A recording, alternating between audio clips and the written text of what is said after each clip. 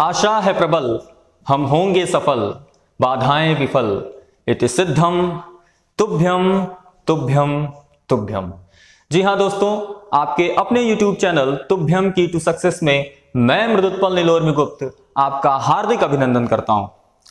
मित्रों, सबसे पहले ये आभार व्यक्त करने का समय है कि जब आपने हमारे इस चैनल के द्वारा जारी पहला वीडियो देखा, जिसे हमने आरंभ है प्रचंड के नाम से जारी किया था, उस पर आपके द्वारा जिस प्रकार का प्यार, स्नेह और आशीर्वाद बरसाया गया है, उसके लिए पूरा तुभ्यम टीम आपको बहुत बहुत हार्दिक आभार व्यक्त करता है और आशा करता हूं कि आप आगे भी ऐसे ही हमारे पर अपना स्नेह, प्यार और आशीर्वाद बनाए रखेंगे, हमारे वीडियो को अधिक से अधिक लाइक, शेयर और सब्सक्राइब करेंगे। तो अगर आपने अभी भी हमारे इस वीडियो को सब्सक्राइब नहीं किया है तो प्लीज आप इसे सब्सक्राइब कर लें। अगर आपने मेरा पहला वीडियो देखा होगा हमारे इस चैनल का, तो आपको यह अच्छे से ज्ञात हो गया होगा कि इस टीम के गठन का उद्देश्य क्या है, किस प्रकार हम प्रबल आशा के साथ सभी बाधाओं को चीरते हुए और आपकी सफलता के लिए किस प्रकार दृढ़ संकल्पित हैं। ये सारी बातें हमारे पहले वीडियो में हमारे ही टीम के एक मेंबर राहुल सर जी के द्वारा अभिभाषित किए गए वीडियो में आपने देखा होगा। तो ठीक है, अगर आप इतना सब कुछ जान गए हैं तो हम पर विश्वास जताइए और आपको यह भी पता होगा कि हमारे इस अभियान में पहला पड़ाव जो शुरू होता है वह यूपी टेट, सी टेट और पीआरटी के क्षेत्र से है। तो आज इस वीडियो में हम जानने का प्रयास करेंगे कि आखिर यूपी टेट और सी टेट है क्या। मेरी अपनी राय है कि अगर आप किसी भी परीक्षा को क्रैक करना चाहते हैं, उसमें सफल होना चाहते हैं, तो सबसे पहले आप उस परीक्षा के बारे में भली भांति जानें। उस परीक्षा के क्या मापदंड हैं, उसकी अर्हताएं, उसकी पात्रता, उसके अलावा उसके क्या क्वालिफाइंग मार्क्स हैं, ये सारी चीजें आप जब तक नहीं जानेंगे तब तक हमें लगता है कि आप उस परीक्षा में सफल नहीं हो सकते। तो बस समझिए, आपके परीक्षा में सफलता के लिए एक सफल रणनीति बनाने के लिए पूरा तुभ्यम टीम आपके साथ है। और हम आज चर्चा करने जा रहे हैं कि यह यूपी टेट और सी टेट क्या है। तो यूपी टेट और सी टेट के बारे में अगर आपको सबसे पहले इसके फुल फॉर्म पर चर्चा करें तो Uttar Pradesh teacher eligibility test, ये यूपी टेट का फुल फॉर्म है। और उसी तरह से सी टेट का फुल फॉर्म है सेंट्रल टीचर एलिजिबिलिटी टेस्ट। आप हिंदी में इसे देख सकते हैं, आपके सामने मैंने लिखा है कि उत्तर प्रदेश शिक्षक पात्रता परीक्षा और सीटेट का है केंद्रीय शिक्षक पात्रता परीक्षा। जानने वाली बात क्या है, आप सोचे होंगे कि आखिर ये यूपी टेट और सीटेट की परीक्षा हम देते ही क्यों हैं। बहुत ही वाजिब सवाल है ये।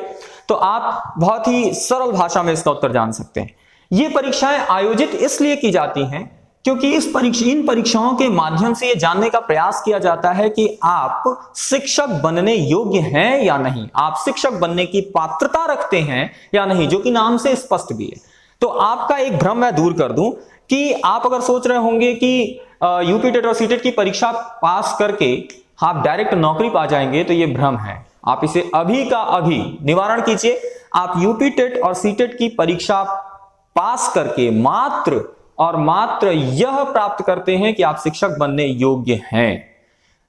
पहले के समय था जब व्यक्ति जो है बीएड करता था और डायरेक्ट उसकी नियुक्ति हो जाती थी, वो शिक्षक बन जाता था। मगर जैसे जैसे कंपटीशन का स्तर बढ़ता गया है, आपको भी पता होगा कि 2011 से यूपी टेट की परीक्षा आयोजित होनी प्रारंभ हुई है। और यह इसलिए हुआ क्योंकि कंपटीशन का स्तर बहुत ही तेजी से बढ़ा है। मगर पहले भी ऐसा था कि यूपी टेट की परीक्षा लोग पास करते थे और डायरेक्ट नौकरी पा जाते थे, मगर अब वो भी समाप्त हो चुका है। अब आप यूपी टेट और सीटेट पास कर लेते हैं, बावजूद इसके आपको एक और परीक्षा से होकर गुजरना होता है जिसका नाम होता है सुपर टेट या पीआरटी या शिक्षक भर्ती परीक्षा। और देन आप जो है किसी विद्यालय में शिक्षक पद पर भर्ती पा सकते हैं। और यहां पर आप देखें कि यूपी टेट और सीटेट के बारे में मैं क्या ले आया हूं, मैं उसकी पूरी संरचना आपके सामने पूरे डायग्राम से समझाने का प्रयास किया हूं कि आखिर इस यूपी टेट और सीटेट की परीक्षा की संरचना क्या है। तो आप पहले यहां पर थोड़ा सा फोकस करें। मैंने लिखा है कि इस परीक्षा की जो अवधि होती है वो 2.5 घंटे की है। 2.5 घंटा मतलब 150 मिनट।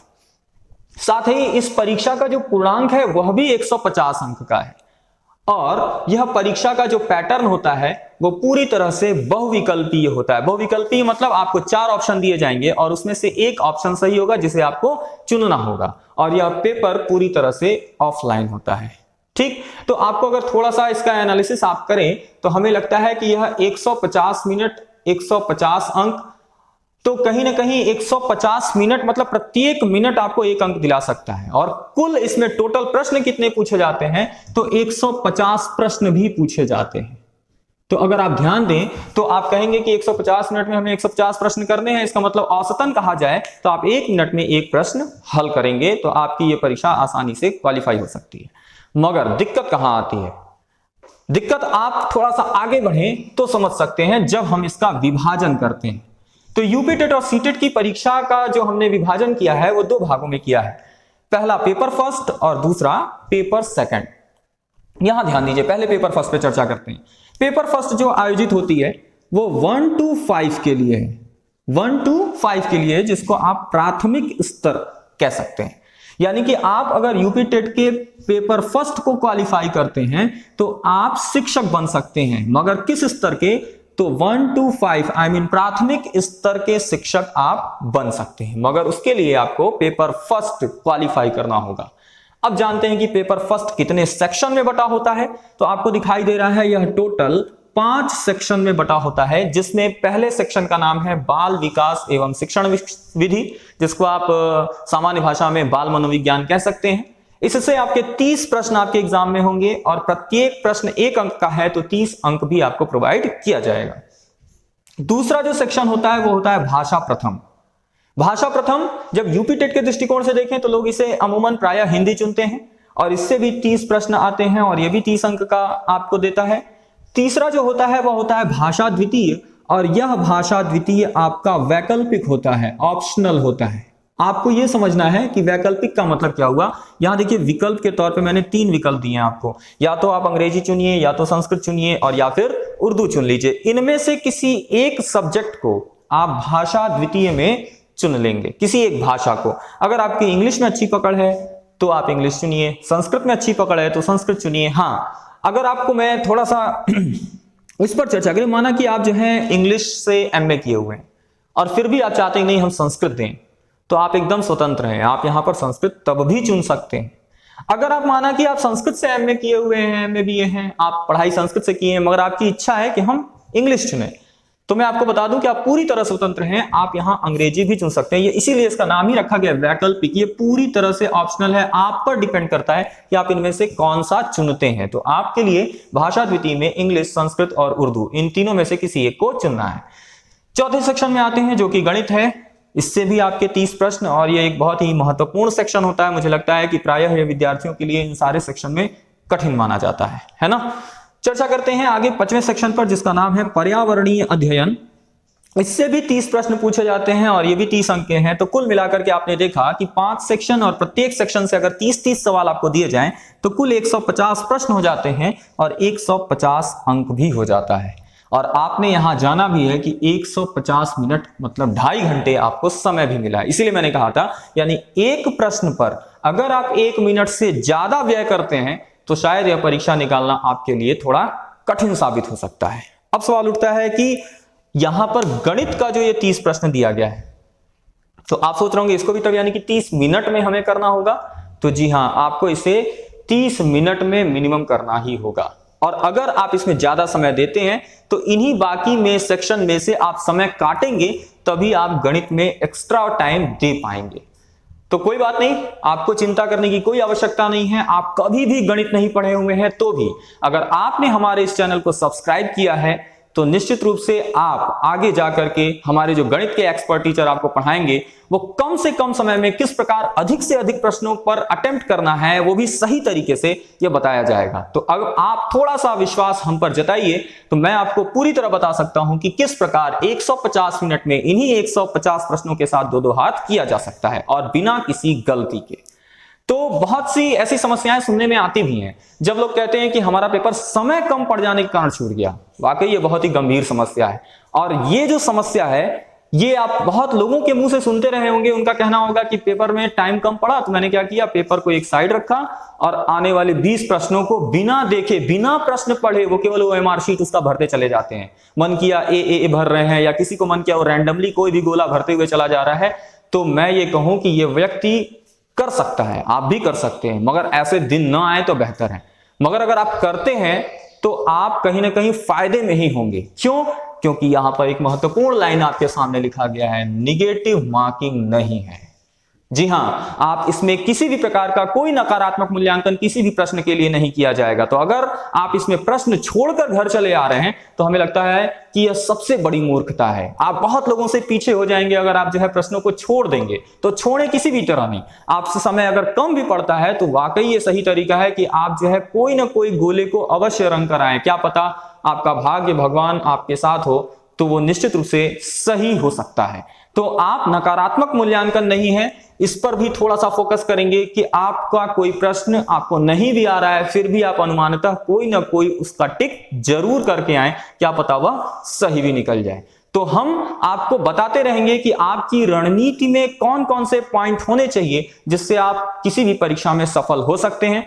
तो हमारे साथ बराबर जुड़े रहें, अंत तक हमारे साथ जुड़े रहें, तो निश्चित रूप से हम बताएंगे कि किस प्रकार इन सभी इस गणित में छोटे छोटे ट्रिक्स के माध्यम से कि किस प्रकार जो है 30 क्वेश्चन को कम से कम समय में करके और समय के अंदर आप पूरे प्रश्न पत्र का हल पा सकते हैं।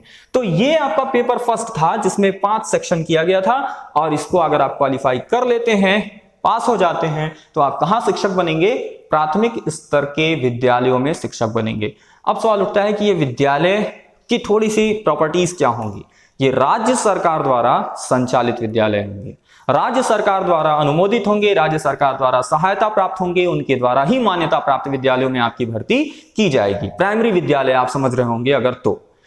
मगर अगर यही सीटेट की, मैंने यहां पे ऑब्लिक करके सीटेट भी लिखा है, ये दोनों के लिए चल रहा है। अभी तक मैंने जो बातें की हैं वो यूपी टेट के लिए की हैं, अब सीटेट के लिए अगर बात करें तो सीटेट में भी सब कुछ ऐसे ही रहता है। बस यहां थोड़ा सा आप थोड़ा समझ लीजिए कि इनका जो भाषा प्रथम और भाषा द्वितीय है वो जरूरी नहीं है कि ये वाला हो, जरूरी नहीं है। आप वहां पर जब सीटेट का पेपर भरेंगे तो उनके नोटिफिकेशन में लगभग 20 प्रकार की भाषाएं आपको प्रोवाइड की जाती हैं। आप भाषा प्रथम और भाषा द्वितीय में किन्हीं भी 2 भाषाओं को चुन सकते हैं, किन्हीं भी 2 भाषाओं को। ध्यान दीजिएगा कि भाषा प्रथम और भाषा द्वितीय में उन 20 भाषाओं में से आप कोई भी भाषा भाषा द्वितीय में और कोई भी भाषा भाषा प्रथम में रख सकते हैं, है ना। मगर प्रायः अमूमन देखने को मिलता है, अगर आप उत्तर प्रदेश से बिलोंग करते होंगे तो वो भाषा प्रथम में हिंदी ही लेते हैं और भाषा द्वितीय में इसी दोनों में से कुछ चुनना पसंद करते हैं। फिलहाल ये पूरी तरह उनकी चॉइस होती है जो फॉर्म भर रहा होता है। तो ये सीटेट के लिए मैंने आपको बताया। बाकी सीटेट में ऊपर वाला और नीचे वाला पोर्शन और गणित में किसी प्रकार का कोई बदलाव नहीं है। हाँ, यहां पर आप थोड़ा सा ये समझ सकते हैं कि सीटेट और यूपी टेट में क्या अंतर होगा। जो यूपी टेट के पेपर होते हैं, यूपी टेट के पेपर पूरी तरह से फैक्चुअल होते हैं, यूं कह लिया जाए। ये मेरा अपना ओपिनियन मैं आपको बता रहा हूं, और वाकई ये सच भी है। आप प्रीवियस ईयर पेपर उठा करके देखेंगे तो आपको वाकई ये अनुभव होगा कि ये यूपी टेट के पेपर फैक्चुअल, जबकि सीटेट के पेपर पूरी तरह कॉन्सेप्चुअल होते हैं। कॉन्सेप्चुअल का मतलब आप किसी विषय वस्तु का गहन अध्ययन अगर किए हुए हैं, एकदम डीप जाकर अध्ययन किए हुए हैं, तो वहां पर आप प्रश्नों का उत्तर बकायदा दे सकते हैं। मगर यूपी टेट के प्रश्न जो हैं वन लाइनर टाइप के होते हैं, उसका जवाब आप जो है किताब रट कर भी दे सकते हैं, और सीटेट वही देगा जिसकी बौद्धिक क्षमता जो होती है वो ज्यादा विकसित होती है। तो इस चैनल के माध्यम से मैं बार बार आपसे कह रहा हूं कि हम सीटेट में आपके बौद्धिक क्षमता को विकसित करने का प्रयास करेंगे। किसी भी विषय वस्तु में कितना अंदर तक जाकर के कैसे कैसे प्रश्नों को बना करके हम खुद से निकाल लें, इन सारा प्रयास आपको मिलेगा केवल और केवल तुभ्यम की टू सक्सेस पर। तो यहां पर अगर आप देखें तो सीटेट में जो कॉन्सेप्चुअल मैं बात कर रहा हूं वो यहीं पर इसे 2 भागों में बांटता है, और ये सारे सेक्शन लगभग 2-2 भागों में बटे होते हैं। ये मेरा अपना राय है और ये आप देख भी सकते हैं। और माना कि अगर इसको 15-15 में मैं बांट दूं, हालांकि ये स्वतंत्र होते हैं, तो ये मान लीजिए हम यही उठा लेते हैं, भाषा प्रथम की बात करते हैं। अगर भाषा प्रथम में हम कह दें कि 15-15 क्वेश्चन में इसको डिवाइड किया गया है, तो 15 प्रश्न जो होता है वो भाषा प्रथम, माना हिंदी ही आप लिए हैं, तो हिंदी के सब्जेक्ट से पूछा जाता है, उसके व्याकरण से पूछ लिया जाएगा, है ना। उसके ज्ञान आप कितना, उस विषय में कितनी आपकी पकड़ है, वो ये 15 क्वेश्चन तय करता है। मगर ये जो 15 क्वेश्चन होता है, यह 15 क्वेश्चन पूरी तरह से पेडागॉगी होता है। क्या होता है? पेडागॉगी, यानी कि उस विषय में शिक्षण। पेडागॉगी का शुद्ध आप हिंदी समझेंगे शिक्षण। तो इसका मतलब कि वह जो 15 क्वेश्चन पूछता है वह आप हिंदी को किस प्रकार कक्षा में जाके रिप्रेजेंट करेंगे, ये बातें इस 15 प्रश्न में बनाकर पूछी जाती हैं।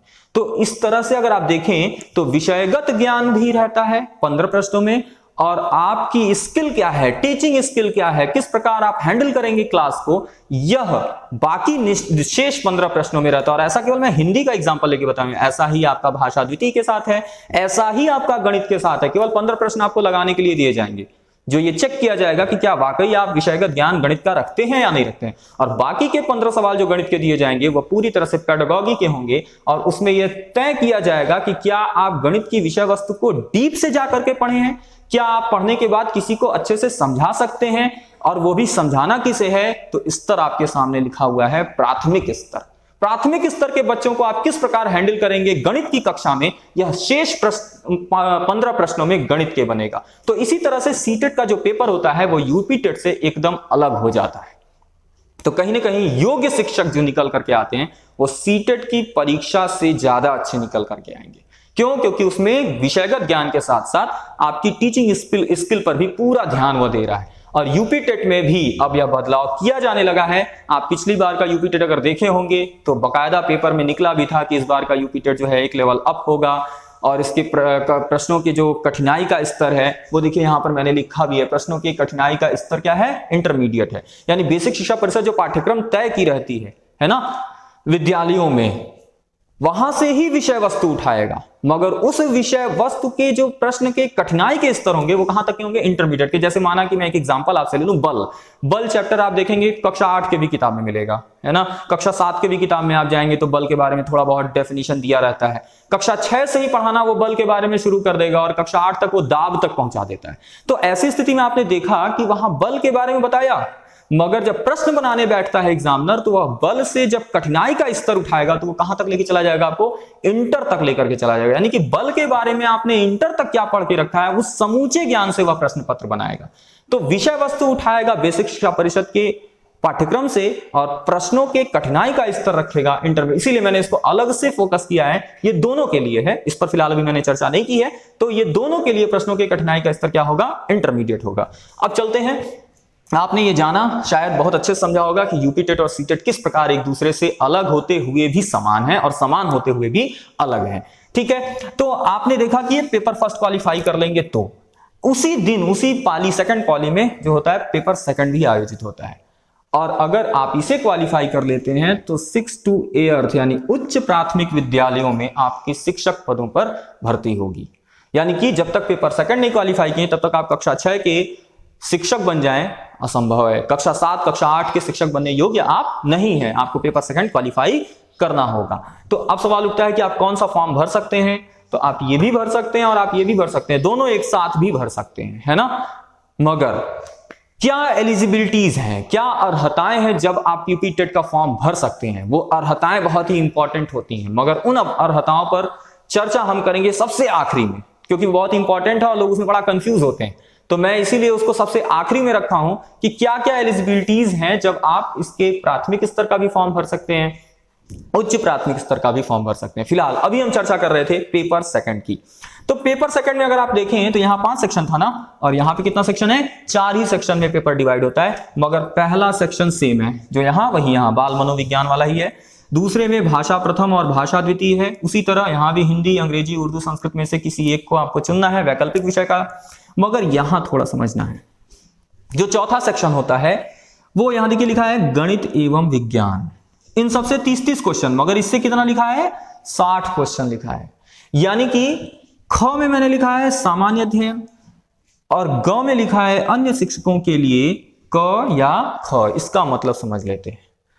आप अगर साइंस साइड के विद्यार्थी हैं, विज्ञान स्ट्रीम वाले हैं, तो आपको कौन सा चुनना होगा? गणित एवं विज्ञान। मगर अगर आप आर्ट साइड वाले हैं तो आपको कौन सा चुनना होगा? सामान्य अध्ययन। मगर आप अगर अन्य स्ट्रीम से बिलोंग करते हैं, अन्य शिक्षक हैं, तो चुनना तो पड़ेगा, कोई एक आपको चुनना होगा, या तो क चुन लीजिए या तो ख चुन लीजिए। तो ये कंफ्यूजन भी आपका हमें लगता है दूर हो गया होगा।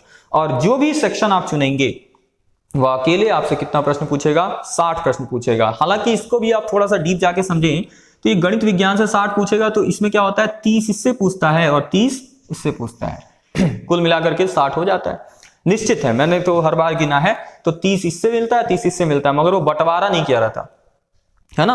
वो क्या करता है एक ही साथ लिख करके 60 क्वेश्चन बना देता है। तो इस प्रकार ये भी 150 क्वेश्चन का और एक एक अंक का होने के कारण ये भी 150 अंक का, और समय इसके लिए भी कितना है 150 मिनट। जो चीज कॉमन है वो मैंने यहां लिख दिया है ना। तो जो यहां पर लिखा है वो इसके लिए भी है और इसके लिए भी है। तो आप पेपर 2 क्वालिफाई अगर कर लेते हैं तो आप जो है किसी भी राज्य सरकार द्वारा संचालित, अनुमोदित, सहायता प्राप्त, मान्यता प्राप्त जूनियर विद्यालय में शिक्षक बनने योग्य हैं। मैं बार बार आपको बता रहा हूं कि यूपीटेट सीटेट क्वालिफाई करके आप नौकरी नहीं पा सकते। ये एक प्रथम चरण है, स्टेप है, पहला स्टेप है, जहां इन परीक्षाओं के माध्यम से ये जाना जाता है कि आप शिक्षक बनने वाकई योग्य हैं। ठीक, अच्छा अब सवाल उठता है कि सीटेट करके हम कौन सी नौकरी पालेंगे। तो सीटेट मान लीजिए आप क्वालिफाई कर लिए, ठीक, तो सीटेट क्वालिफाई करने के बाद आपको जो है केवीएस में, एनवीएस, केवीएस माने केंद्रीय विद्यालय, एनवीएस माने नवोदय विद्यालय, तिब्बतियन स्कूल, सैनिक स्कूल, केंद्र सरकार द्वारा संचालित जितने भी स्कूल हैं उसमें आप जो है आसानी से शिक्षक बन सकते हैं, मगर सीटेट क्वालिफाई करना होगा। और अगर आप यूपीटेट क्वालिफाई किए हुए हैं तो केवल उत्तर प्रदेश राज्य सरकार द्वारा संचालित किसी भी प्राइमरी विद्यालय या जूनियर विद्यालय में शिक्षक बनेंगे अगर आप पेपर 1 और पेपर 2 दोनों क्वालिफाई किए हुए हैं। मगर मेरा मानना है कि आप अगर किसी प्राइवेट सेक्टर में जाते हैं, निजी संस्था में जाते हैं और वहां पे भी अगर आप यूपीटेट क्वालिफाई होकर पहुंचते हैं तो वहां पर अन्य शिक्षकों की तुलना में जो क्वालिफाई नहीं किए हैं आपकी वैल्यू ज्यादा मानी जाती है, आप ज्यादा वजनदार हो जाते हैं। क्यों? क्योंकि आपने यूपीटेट क्वालिफाई किया है, आपने सीटेट क्वालिफाई किया है। तो यूपीटेट और सीटेट हर जगह अपना पांव पसारा हुआ है, आप ये समझ रहे होंगे बहुत अच्छे तरीके से, है ना। तो अब यहां पर आप थोड़ा सा ध्यान दें कि आखिर हम पेपर 2 और पेपर 1 क्वालिफाई कैसे करेंगे, क्या क्वालिफाइंग मार्क्स है, मैं यहां पर उसकी चर्चा किया हूं। अगर आप जनरल कैटेगरी के हैं तो 60%, अगर आप ओबीसी, एससी, एसटी या पीएच या अन्य किसी आरक्षित वर्ग श्रेणी में आते हैं तो 55%। 150 अंक थे यहां पे और 150 अंक का मैंने 60% निकाला तो 90 नंबर, और 150 अंक का अगर 55% निकालेंगे तो लगभग 82.5, और इसको मैंने राउंड ऑफ कर दिया है 82। मैंने नहीं, उत्तर प्रदेश सरकार ने किया, मैं करता तो मैं इसे 83 लिखता, मगर मैं नोटिफिकेशन देख के बता रहा हूं कि उन्होंने क्या माना है 82 माना है। इसका मतलब अगर आप 150 में 90 नंबर पाए हुए हैं तो आप यूपीटेट पास हो गए, और अगर आप आरक्षित वर्ग श्रेणी में हैं तो आप 82 नंबर पाते ही यूपीटेट क्वालिफाई हो जाते हैं। आप बात अच्छे से समझ रहे होंगे। देखो यहाँ बहुत बड़ा कंफ्यूजन होता है, लोग बॉर्डर पे जब रहते हैं तो ज्यादा कंफ्यूज इधर उधर फोन करके पूछते हैं कि यार हम 90 नंबर पाए, हम क्वालिफाई हैं कि नहीं, 91 पाना था क्या। मैं आपको आज ही बता दे रहा हूं, इस वीडियो को देखने के बाद आप पूरी तरह क्लियर हो जाएंगे। मैं इस वीडियो में यूपीटेट के बारे में, सीटेट के बारे में एकदम शून्य से शिखर तक आपको लेके जा रहा हूं।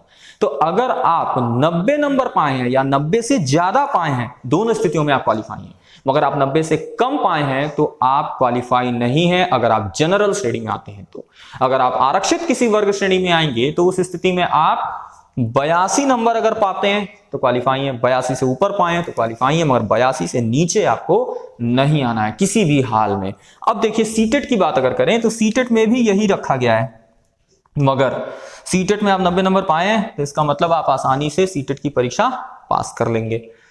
मगर आप सीटेट में मान लीजिए ओबीसी हैं, माना मैं एक एग्जांपल लेता हूं, मैं ओबीसी हूं, मैं सीटेट की परीक्षा दिया और मैं जो हूं वहां पर 83 नंबर पा गया, तो क्या मैं क्वालिफाई हूं या नहीं हूं। तो मैं क्वालिफाई हूं सीटेट, मगर कहां, केवल अपने प्रदेश में, उत्तर प्रदेश में क्वालिफाई हूं। मगर अगर हम चाहें कि हरियाणा टेट का फॉर्म भर दें, बिहार टेट का फॉर्म भर दें, राजस्थान टेट का फॉर्म भर दें तो हम भर ही नहीं पाएंगे। क्यों?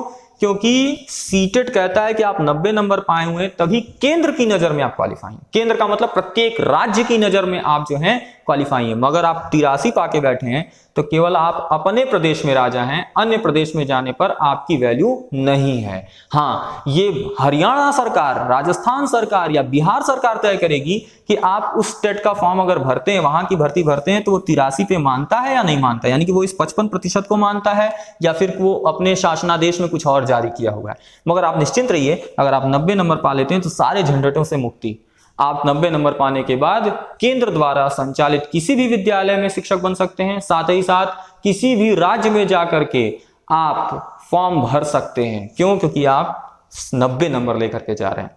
तो अगर आप सीटेट पास किए हुए हैं तो आप जो है किसी भी राज्य में जा सकते हैं, मगर अगर आप यूपी टेट को क्वालिफाई किए हुए हैं तो आप किसी अन्य राज्य में नहीं, केवल और केवल यूपी में ही फॉर्म भर सकते हैं, केंद्र का भी फॉर्म नहीं भर सकते। आप एकदम अच्छे से, हमें लगता है, समझ रहे होंगे। अच्छा, अब आपको समझ में आया होगा कि अगर मान लीजिए हम यूपी टेट पास हो गए और हम यूपी टेट जो है क्वालिफाई हैं और कितने नंबर से 90 नंबर पा गए, हम जनरल श्रेणी में आते हैं, तो हम केवल उत्तर प्रदेश का फॉर्म भर सकते हैं, बाहर किसी भी राज्य में नहीं जा सकते। मगर अगर आप सीटेट पास कर लेते हैं तो आप जो है सीटेट 90 नंबर ला दिए, तो इसका मतलब केंद्र सरकार द्वारा संचालित किसी विद्यालय में, साथ ही आप यूपी में भी फॉर्म भर सकते हैं, हरियाणा में भी भर सकते हैं, यही मैं समझा रहा हूं, राजस्थान में भी भर सकते हैं। यानी कि सीटेट में ज्यादा बेनिफिट आपको दिख रहा होगा। और मैं आपको बता दूं तो एक साल में 2 बार ये सीटेट एग्जाम कराता है, एक बार जुलाई में, एक बार दिसंबर में। और यूपी टेट प्रतिवर्ष एक बार कराता है, तो आपको एक साल में 3 चांस मिल रहे हैं। अगर आप 3 चांस में से किसी चांस में भी पास हो जाते हैं तो हमें लगता है आप अगर सीटेट पास हो गए तो बहुत अच्छी बात है। आप यूपी में भी फॉर्म भर सकते हैं, अदर स्टेट में भी भर सकते हैं, और यूपी टेट अगर पास करते हैं तो केवल यूपी में भर सकते हैं। अब देखिए, आप जैसे ही क्वालिफाई कर गए, माना कि 90 नंबर ला करके जनरल हैं तो, और ओबीसी, एससी, एसटी, पीएच वाले में आते हैं तो 82 नंबर ला करके, तो आप जैसे ही क्वालिफाई करेंगे आपको मिल जाता है एक अर्हक प्रमाण पत्र। तो अगर आप जो है यूपी टेट और सीटेट जो है क्वालिफाई कर लिए हैं तो आपको जो है एक अर्हक प्रमाण पत्र दिया जाता है, और ये अर्हक प्रमाण पत्र इस बात का सबूत होता है कि आप अब जो है किसी भी विद्यालय में 1 to 5 हो या 6 to 8 हो, जो भी आपने क्वालिफाई किया है उसमें शिक्षक बनने योग्य हैं। और अगर आपने यूपी टेट के थ्रू ये अर्हक प्रमाण पत्र पाया है तो ये ध्यान दीजिए, ये 5 साल के लिए वैलिड होता है। और अगर आप सीटेट क्वालिफाई करके अर्हक प्रमाण पत्र पाए हैं तो यहां आपको 2 साल का बेनिफिट मिलता है, और ये 7 साल तक वैलिड होता है। तो 7 साल तक आप कोई भी वैकेंसी अगर आती है तो आसानी से जो है आप उसको भर करके शिक्षक बन सकते हैं। तो ये अर्हक प्रमाण पत्र का भी बहुत ही ज्यादा इंपॉर्टेंस है। तो सर, हम आपसे चर्चा ये करने जा रहे थे कि यूपी टेट और सीटेट के बारे में आपने बहुत ही ज्यादा डिटेल जाना, मगर आखिर ऐसी क्या एलिजिबिलिटीज हैं, ऐसी क्या अर्हताएं हैं जो आपके पास होंगी तभी आप यूपी टेट और सीटेट का फॉर्म भर पाएंगे। तो चलिए जानते हैं क्या क्या हैं अर्हताएं। सबसे पहले हम लोग चर्चा करेंगे यूपी टेट की क्या अर्हताएं हैं, है ना। तो यूपी टेट के लिए अर्हता देखिए क्या है आपकी। सबसे पहला है स्नातक और द्विवर्षीय बीटीसी या फिर डीएलएड अगर आप किए हुए हैं तो आप यूपी टेट का फॉर्म भर सकते हैं, दोनों स्तर का। अच्छा, स्नातक जो है वो अगर मैं आपसे थोड़ा शुद्ध भाषा में बोलूं तो विधि द्वारा स्थापित और यूजीसी से मान्यता प्राप्त किसी भी विश्वविद्यालय से आप स्नातक पास हों, और उसके साथ ही एनसीईआरटी और से जो है द्विवर्षीय बीटीसी या डीएलएड जो है एनसीईआरटी से जो है मान्यता प्राप्त हो आपका ये द्विवर्षीय बीटीसी, ठीक है, या डीएलएड। और इसी तरह यहाँ पे भी कह रहा है कि आप किसी भी विधि द्वारा स्थापित और यूजीसी से मान्यता प्राप्त विश्वविद्यालय से स्नातक करें, और यहाँ पे भी मान्यता प्राप्त होना चाहिए जो कुछ भी आपका है ये शिक्षा शास्त्र में द्विवर्षीय डिप्लोमा, जिसको आप डीएड भी कहते हैं, ये भी अगर आप किए हुए हैं तो यूपी टेट या सीटेट का फॉर्म यूपी टेट का फॉर्म भर सकते हैं। अब आते हैं यहाँ पर स्नातक, मगर यहाँ देखिए परसेंटेज फिक्स किया गया है कि न्यूनतम 50% मार्क्स आपके होने ही चाहिए, है ना। और यहाँ पर कह रहा है इसके साथ आपका बीएड होना चाहिए। तो एनसीटीई से मान्यता प्राप्त जो है आप बीएड और साथ ही मान्यता प्राप्त विश्वविद्यालय से आप जो है स्नातक 50% न्यूनतम अंकों के साथ होने ही चाहिए। और इसके अलावा अगर आप विशिष्ट बीटीसी किए हुए हैं तो वो भी स्नातक के साथ चल जाएगा। अब देखिए यहाँ पर एक सेकेंडरी से है आपका, अगर आप 50% न्यूनतम अंकों के साथ 12th इंटरमीडिएट किए हुए हैं, सीनियर सेकेंडरी या इसके समकक्ष कोई आपके पास डिग्री है, और साथ ही में अगर आप 4 वर्षीय बीएलएड, जो देखिए यहाँ लिखा हुआ बीएलएड, ध्यान दीजिएगा यहाँ डीएलएड था और यहाँ बीएलएड है, ऐसा किए हुए हैं तो भी आप जो है यूपी टेट का फॉर्म भर सकते हैं। इसी तरह अब हम जानेंगे कि सीटेट की क्या अर्हताएं हैं। तो सीटेट के 1 to 5 की अर्हताएं आपके सामने लिखी गई हैं। सीनियर सेकेंडरी 50% न्यूनतम अंकों के साथ या इसके समकक्ष कोई भी आपके पास डिग्री है, तो इसके साथ अगर आप 2 वर्षीय डीएलएड कर लिए हों या 4 वर्षीय बीएलएड किए हों या द्विवर्षीय विशिष्ट डीएलएड किए हुए हों, तो इन सभी स्थितियों में आप सीटेट 1 to 5 का फॉर्म भर सकते हैं। और यहां पर अगर आप ग्रेजुएट हैं 50% अंकों के साथ, वही यूजीसी द्वारा मान्यता प्राप्त विधि द्वारा स्थापित कोई भी विश्वविद्यालय से अगर आप जो है स्नातक हैं 50% अंकों के साथ, और साथ ही आपने एनसीटीई से मान्यता प्राप्त बीएड किया हुआ है, तो आप जो है सीटेट का फॉर्म 1 to 5 स्तर का भर सकते हैं। अब जानते हैं कि 6 to 8 का फॉर्म कब भर सकते हैं। तो यहां पे भी वही बात, स्नातक ग्रेजुएशन करें और आप द्विवर्षीय डीएलएड या बीटीसी किए हों, स्नातक 50% अंकों के साथ और साथ ही आप बीएड किए हों, और अगर आप सीनियर सेकेंडरी 50% अंकों के साथ किए या इसके समकक्ष कोई आपके पास डिग्री है, तो 4 वर्षीय बीएलएड और 4 वर्षीय बीएएड और बीएससी एड किया जाना अनिवार्य है। इन सभी अर्हताओं के बाद ही आप यूपी टेट का फॉर्म और सीटेट का फॉर्म भर सकते हैं। अब ध्यान देने वाली बात यहां पर है कि अगर आप अपीयरिंग में हैं, यानी कि अगर मान लीजिए हम बीएड कर रहे हैं, तो हम अगर बीएड में अपीयरिंग में है, मतलब अंतिम वर्ष में प्रवेश ले चुके हैं और प्रथम वर्ष की मार्कशीट हमारे पास आ चुकी है, उस स्थिति में भी हम ये फॉर्म भर सकते हैं। ये अपीयरिंग वालों के लिए भी, सभी लोगों के लिए, अपीयरिंग वालों के लिए भी मान्य है, बशर्ते कि आपको पिछले वर्ष की मार्कशीट आपके पास हो और आप अंतिम सेमेस्टर के या अंतिम वर्ष के विद्यार्थी के रूप में हो, तब भी आप यूपी टेट और सीटेट के फॉर्म भर सकते हैं। सवाल उठता है, आप सोचते हैं कितनी बार भर सकते हैं, तो एकदम आप निश्चिंत रहिए, आप जब तक चाहें, जब तक आपकी कैपेसिटी हो, कार्यक्षमता हो, आप तब तक यूपी टेट और सीटेट का फॉर्म भर सकते हैं। तो ये पूरी डिटेल में आपको जानकारी दी गई है कि यूपी टेट क्या है, सीटेट क्या है, इसके मापदंड, अर्हता और पात्रता, क्वालिफाइंग मार्क्स इत्यादि से आप बहुत ही बेहतरीन तरीके से परिचित होंगे। हमें आशा है कि आपको ये वीडियो बहुत ही पसंद आया होगा, और अगर आपको वीडियो ये बहुत पसंद आया है तो आप इसे अपने ढेर सारे ग्रुपों में शेयर करें। अगर सब्सक्राइब नहीं किया है अभी तक तो हमारे चैनल को तत्काल सब्सक्राइब करें, और एक लाइक तो हमारे इस मेहनत पर जरूर बनता है। और हम बहुत जल्द ही आपके सामने अगला वीडियो लेकर के आएंगे, और उस वीडियो में हम लोग जो है चर्चा करेंगे कि पीआरटी क्या होता है। हाँ, पीआरटी क्या होता है, इस पर पूरी तरह से शून्य से शिखर तक फिर आपको ले जाएंगे। मगर साथ ही हमें थोड़ा खेद है कि वैश्विक महामारी कोरोना वायरस के कारण हमारा वीडियो थोड़ा आपको विलंब से प्राप्त हो रहा है, तो इसके लिए हम थोड़े से क्षमा प्रार्थी हैं, परंतु फिर भी पूरा टीम प्रयासरत है कि बहुत जल्द से जल्द आप तक जो है वीडियो को पहुंचाया जाए। तब तक के लिए जय तुभ्यम, नमस्तुभ्यम, नमस्कार।